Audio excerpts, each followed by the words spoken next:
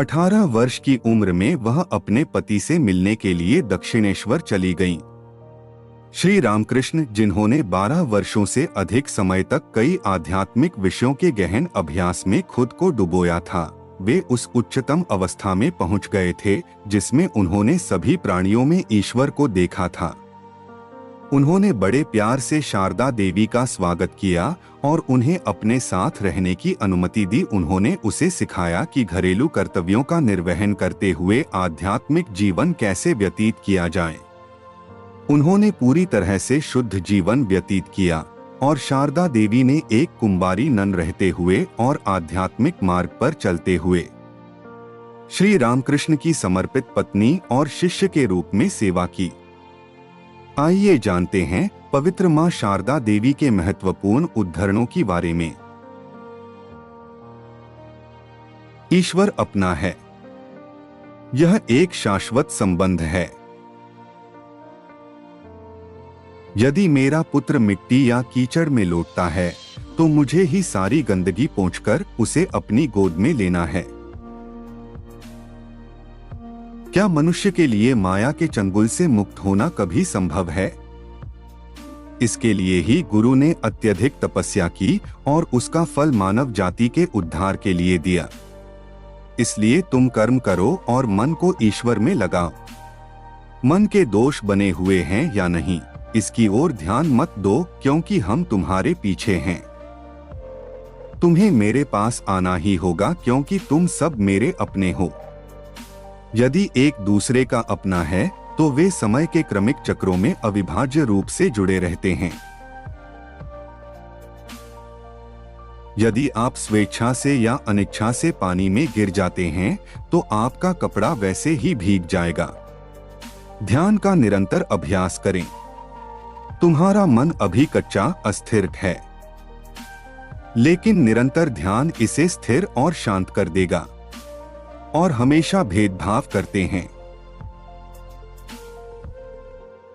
जब भी मन भगवान के अलावा किसी और के पीछे जाता है तो इसे क्षणभंगुर समझकर भगवान के चरणों में मन को समर्पित कर दें।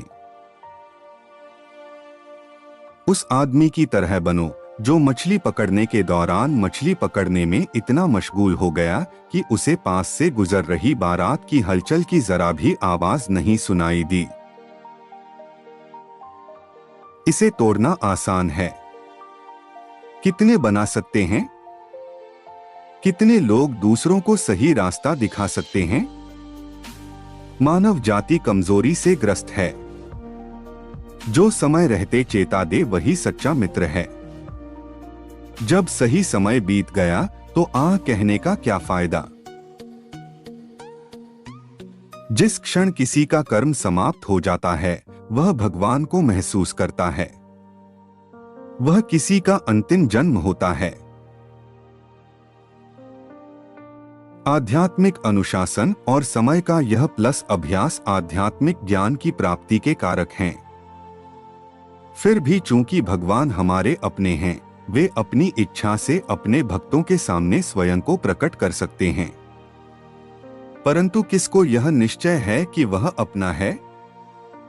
सभी अनुशासन का अभ्यास करते हैं क्योंकि वे ऐसा करना अपना कर्तव्य समझते हैं। लेकिन कितने भगवान को खोजते हैं? यदि मन अपने आप ही एकाग्र हो जाए तो आसन और श्वास प्रश्वास का क्या लाभ? यदि आप आसन का बहुत अधिक अभ्यास करते हैं तो मन शरीर से जुड़ जाता है।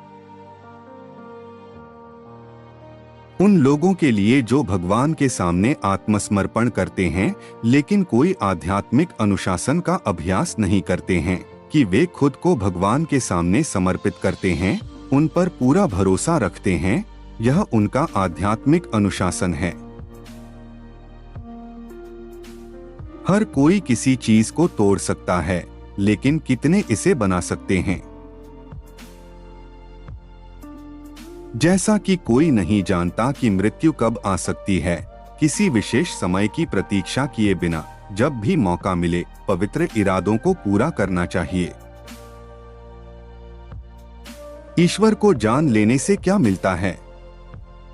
क्या वह एक जोड़ी सींग विकसित करता है?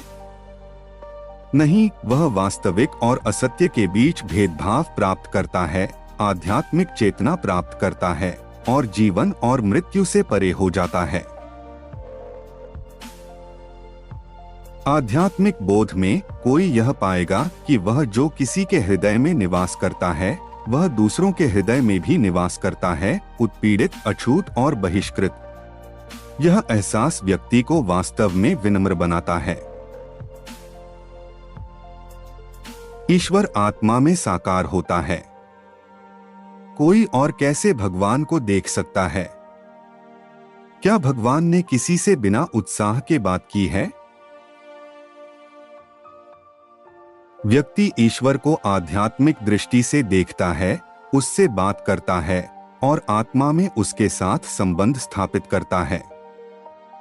गुरु से प्रार्थना करने, उनका नाम जपने और उन पर चिंतन करने के अलावा आध्यात्मिक जीवन और क्या है? आखिर है क्या उसमें? वह सदा अपना है। अगर कोई दयालु नहीं है तो उसे इंसान कैसे कहा जा सकता है? आजकल आने वाले भक्त बस यही कहते रहते हैं, हमें भगवान दिखा। उनके पास कोई साधना नहीं है, कोई प्रार्थना नहीं है, कोई तपस्या नहीं है और पिछले पाप कई होंगे। इन्हें चरणबद्ध तरीके से हटाना होगा और तभी ईश्वर के दर्शन हो सकते हैं। आकाश में चंद्रमा बादलों से आच्छादित है, हवा बादलों को उड़ा देगी और तभी तुम चांद को देख सकोगे। क्या बादल अचानक छंट जाते हैं?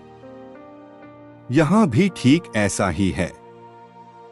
कर्म धीरे धीरे समाप्त हो जाते हैं। जब ईश्वर का बोध होता है वह आत्मा को आंतरिक रूप से प्रकाशित करता है, यह आंतरिक रूप से जानता है।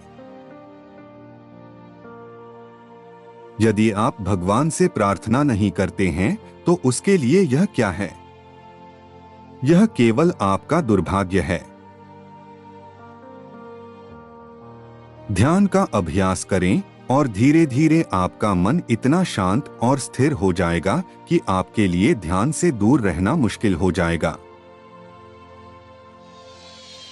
कोई अपने पिछले कर्मों के प्रभाव से नहीं बच सकता, लेकिन अगर कोई व्यक्ति प्रार्थनापूर्ण जीवन व्यतीत करता है तो पैर में जहां गहरा कट लगने वाला था वहां उसे केवल एक कांटा चुभने से छुटकारा मिल जाता है। मन के अनिच्छुक और अस्थिर होने पर भी जप को न छोड़े। आपको दोहराव जारी रखना चाहिए और तुम पाओगे कि मन धीरे धीरे स्थिर होता जा रहा है, जैसे हवा रहित कोने में एक लौ हवा में कोई भी हलचल लौ के लगातार जलने को परेशान करती है। इसी प्रकार किसी भी विचार या इच्छा की उपस्थिति मन को अस्थिर कर देती है। मंत्र को सही ढंग से दोहराया जाना चाहिए। एक गलत उच्चारण प्रगति में देरी करता है। भगवान के नाम का एक उच्चारण इसके 1,00,000 जप के रूप में प्रभावी है, यदि केवल आप इसे स्थिर, एकाग्र मन से करते हैं। अनुपस्थित मन के साथ 1,00,000 बार दोहराने का क्या फायदा? आपको इसे पूरे मन से करना चाहिए, तभी आप उनकी कृपा के पात्र हो सकते हैं।